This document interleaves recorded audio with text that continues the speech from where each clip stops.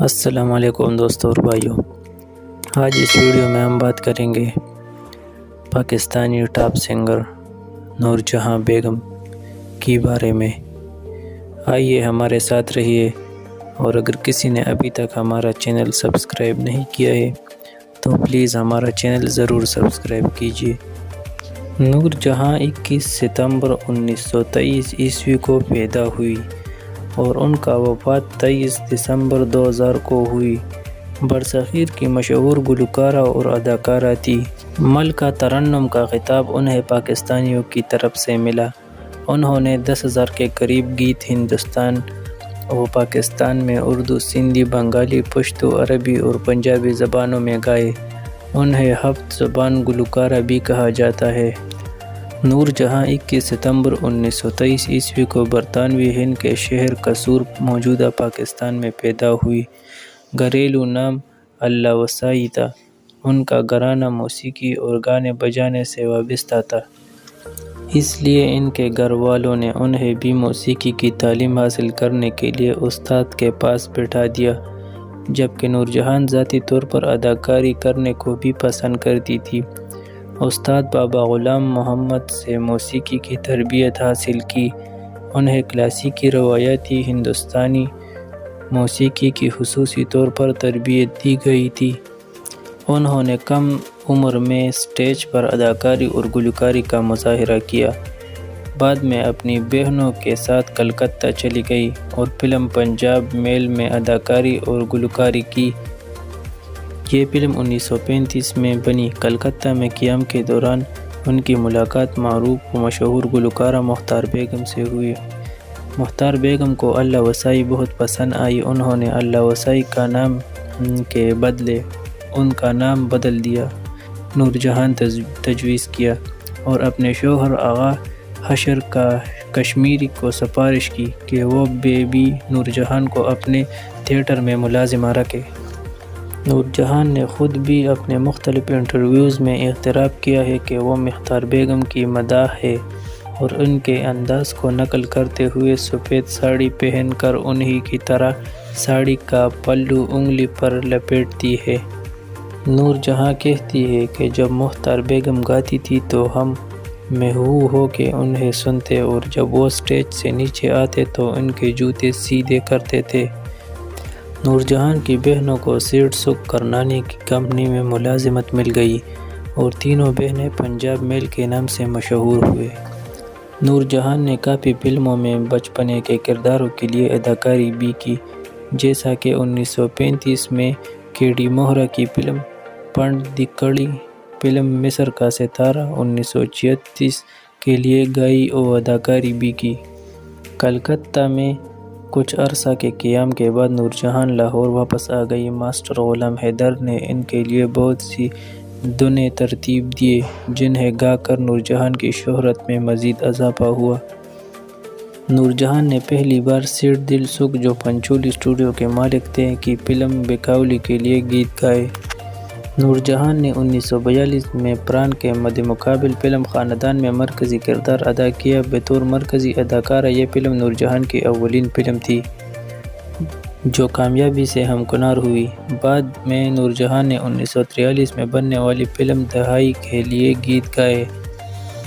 یہ دوسری بار تھا کہ نور جہاں نے اپنی آواز کسی دیگر اداکارہ کے لیے دی۔ دہائی میں حسن بانو نے مرکزی کردار ادا کیا تھا۔ شوکت حسین اور رضوی سے تعلق۔ فلم خاندان کی کامیابی کے بعد نور جہاں بمبئی منتقل ہو گئی۔ وہاں ان کی ملاقات سید شوکت حسین رضوی سے ہوئی، جو ایک اداکار اور ہدایت کار تھے۔ نور جہاں اور رضوی کی ملاقاتوں میں اضافہ ہوا اور نوبت شادی تک پہنچ گئی۔ نور جہاں کے گھر والے ان کے تعلقات کے خلاف تھے اور وہ نہیں چاہتے تھے کہ ایک کماؤ لڑکی شادی کر کے ساری کمائی ساتھ لے جائے، اس لیے رضوی سے تعلقات پر ان کے گھر والوں نے پابندی لگا دی گئی۔ مگر رضوی اور نور کا عشق سر چڑھ کر بولا اور انجام شادی پر منتج ہوا۔ سعادت حسن منٹو بھی اس شادی کے مخالف تھے۔ سعادت اور شوکت دونوں دوست تھے۔ سعادت حسن منٹو نے رضوی کو کہا تھا کہ شادی سے پرہیز کرنا۔ سعادت حسن منٹو نے اپنی کتاب نور جہاں سر و جہاں میں نہایت تفصیل سے سارے واقعات قلم بند کیے ہیں۔ شادی کے بعد زندگی۔ رضوی اور نورجہاں کی شادی کے بعد دونوں کے لیے کامیابی کے دروازے کھل گئے۔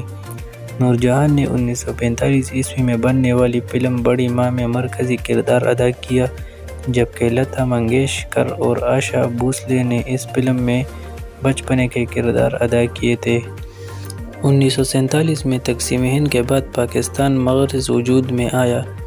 دونوں میاں بیوی پاکستان کے شہر کراچی ہجرت کر آئے۔ 3 سال بعد نورجہاں نے اپنی پہلی فلم چنوے بنا شروع کی۔ اس فلم کی ہدایت کاری نورجہاں نے انجام دی تھی، تاہم وہ کہتی تھی کہ اصل میں ہدایت کاری کا سارا کام رضوی نے ہی کیا ہے۔ میرا تو اسکرین پر صرف نام تھا۔ بطور مرکزی اداکارہ بھی یہ نورجہاں کی پہلی پنجابی فلم تھی۔ فلم نے درمیانے درجے کا کاروبار کیا۔ 1952 میں نورجہاں کی فلم دوپٹہ نمائش کے لیے پیش کی گئی، جس کی ہدایت کاری سبطین فضلی، پیشکار اسلم لودھی تھے۔ اس فلم نے کامیابی کے نئے ریکارڈ قائم کیے۔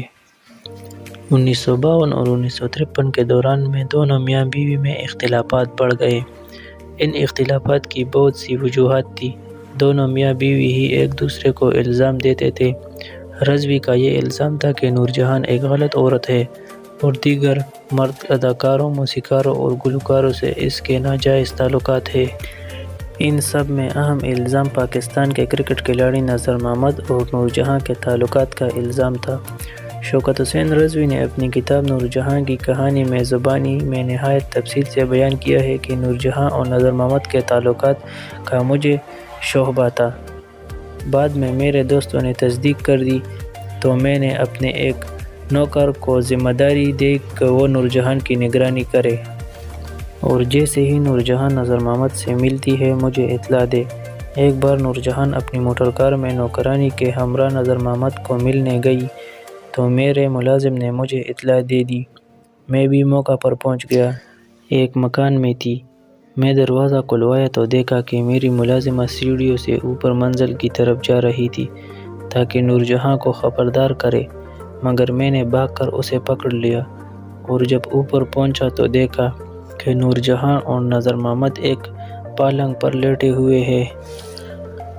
مجھے دیکھ کر نذر نے بالائی منزل کی طرف کڑکی سے چھلانگ لگا دی، جس کی وجہ سے اس کے ہاتھ کی ہڈی ٹوٹ گئی اور کھیل کے لیے ناکارہ ہو گیا۔ اس کے علاوہ نورجہاں پر بے شمار اداکاروں، گلوکاروں اور نسیم پاپولر والے کے ساتھ تعلقات کا الزام تھا، جبکہ نورجہاں رضوی پر الزام عائد کرتی تھی کہ اس کے دیگر لڑکیوں کے ساتھ ناجائز تعلقات ہیں۔ ان سب کے بعد دونوں میاں بیوی میں نوبت طلاق تک پہنچ گئی۔ شوکت حسین رضوی سے نورجہاں کی ایک بیٹی اور 2 بیٹے تھے۔ بیٹوں کا نام اکبر رضوی اور اصغر رضوی، جبکہ بیٹی کا نام ذوالحما اکبر۔ اصغر رضوی اور بیٹی ذوالحما کا انتقال ہو چکا ہے۔ شوکت حسین رضوی سے طلاق لے کر نورجہاں نے بچے اپنے پاس رکھ لیے۔ دوسری شادی۔ رضوی سے طلاق کے بعد نورجہاں نے پاکستانی فلموں کے اداکار اعجاز درانی سے شادی کر لی۔ اعجاز درانی نے نورجہاں پر دباؤ بڑھاتے ہوئے کہا کہ فلموں میں کام ختم کر دو، مگر نورجہاں نے اداکاری چھوڑتے ہوئے گلوکاری چھوڑنے سے انکار کر دیا۔ نورجہاں کی آخری فلم باجی تھی۔ نورجہاں نے مرزا غالب فلم میں بطور مرکزی اداکارہ کام کیا اور اپنے مناحے کی تعداد میں اضافہ کیا۔ کلام پیز گا کر بھی نورجہاں نے شہرت حاصل کی، خاص طور پر فیض احمد فیض کی غزل مجھ سے پہلی سی محبت میرے محبوب نہ مانگ ایک لازوال تخلیق تھی۔ سعادت حسن منٹو، جس نے نورجہاں کا ممبئی اور لاہور میں نہایت گہرائی سے مطالعہ کیا تھا، کہتا ہے کہ نورجہاں ایک بددماغ عورت ہے۔ اعجاز سے شادی کے بعد نورجہاں فلمی دنیا کو چھوڑ چکی تھی اور صرف پسپردہ گلوکاری کرنے میں مصروف رہتی تھی، جبکہ ان کے شوہر نامدار اعجاز نورجہاں کے رسوخ کی وجہ سے مصروف فلمی اداکار بن گئے تھے۔ ان کی دونوں کی زندگی اس وقت اختلافات کی زد میں آ گئی جب فردوس نامی اداکارہ سے اعجاز کے تعلقات کی خبر عام ہوئی۔ نور جہان کے استفسار پر اعجاز نے لیت و لغل سے کام لیتے ہوئے ان خبروں کی تردید کی، مگر ہیر رانجھا کی عکس بندی کے دوران میں واقعات کچھ اس طرح ظہور پذیر ہوئے کہ اعجاز کے بیت کی کلی کھل گئی اور اس کا فردوس سے تعلق منظر عام پر آ گیا تھا۔ تاہم نور جہان نے ہر ممکن کوشش کی کہ کسی طرح اعجاز اور فردوس کا تعلق ختم ہو جائے، اور اس کے لیے نور جہان نے فردوس پر دباؤ بھی ڈالا، اور دباؤ کی آخری حد یہ تھی کہ نور جہان نے اعلان کر دیا کہ وہ فردوس کے لیے کسی بھی فلم میں اپنی آواز نہیں دیں گی، مگر اس کے باوجود فردوس اور اعجاز کے تعلقات قائم رہے، اور فردوس واحد اداکارہ تھی جس نے نور جہان کی آواز کے بغیر پنجابی اور اردو فلموں میں کامیابی حاصل کی۔ نور جہاں سے اختلاف کسی بھی اداکار یا اداکارہ کی پیشہ ورانہ موت ہوتے تھے۔ ملکہ ترنم نور جہان کا فلمی سفر 1947 میں ملکہ ترنم ہجرت کر کے ممبئی سے پاکستان آ گئی۔ 29 مارچ 1951 عیسوی کو پنجابی فلم چنوے ریلیز ہوئی، جو نور جہان کی پاکستان میں بطور ہیروئن پہلی فلم تھی، اور اس کی ڈائریکٹر بھی وہ خود تھی، اور موسیقی فیروز نظامی کی، اور اس میں اداکاری کے جوہر ان کی اداکاروں نے دکھائے۔ نور جہان، سنتوش، جہانگیر خان، یاسمین، غلام محمد۔ لاہور میں یہ فلم ریجنٹ سنیما پر 18 ہفتے تک سپر ہٹ بزنس کرتی رہی۔ کراچی میں یہ فلم 13 اپریل 1951 کو ریلیز ہوئی اور 9 ہفتے تک جوبلی سنیما پر بزنس کرتی رہی۔ 29 مارچ 1952 عیسوی کو دوپٹہ ریلیز ہوئی، جس کا ڈائریکٹر سبطین فضلی تھے اور موسیقی فیروز نظامی کی تھی۔ اس فلم کا معاوضہ میڈم نے اس وقت 6,000 روپے لیا تھا۔